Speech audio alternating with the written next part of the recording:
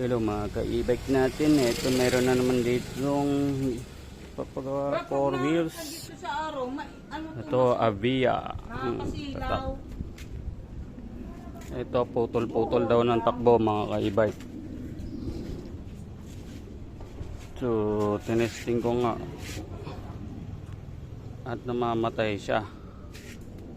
Ngayon check natin, nilabas natin yung baterya. Ganda pa ng ano niya, oh. Pwede nyo. Talagang customize. So, ito. Nilabas natin. Nilabas ko na yung baterya niya, no. Ito yung baterya niya, mga ka-e-bike ko. Yan.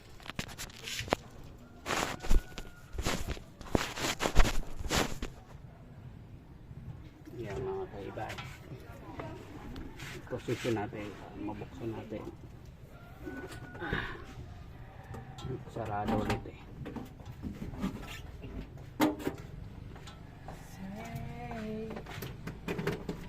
So bye-bye, ganito lang yan yung baterya kasi yung mabigat. So reposition mo lang yan.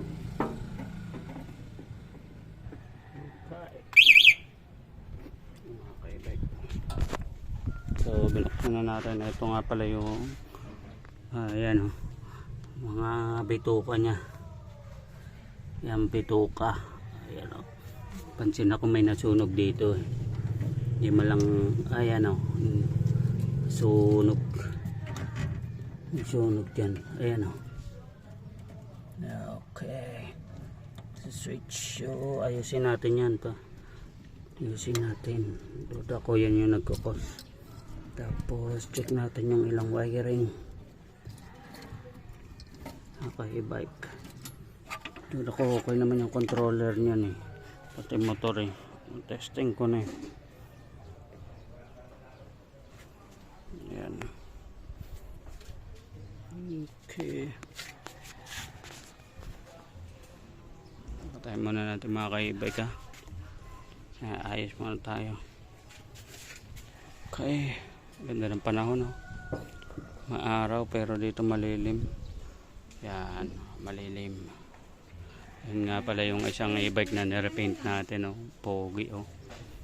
Naging parang ano, yung sa Dragon Ball Z concept ni ano, Goku concept. Lalagyan ko pa ng mukha yun yan mga ka-e-bike. Forma natin ng mukha ni Goku yan.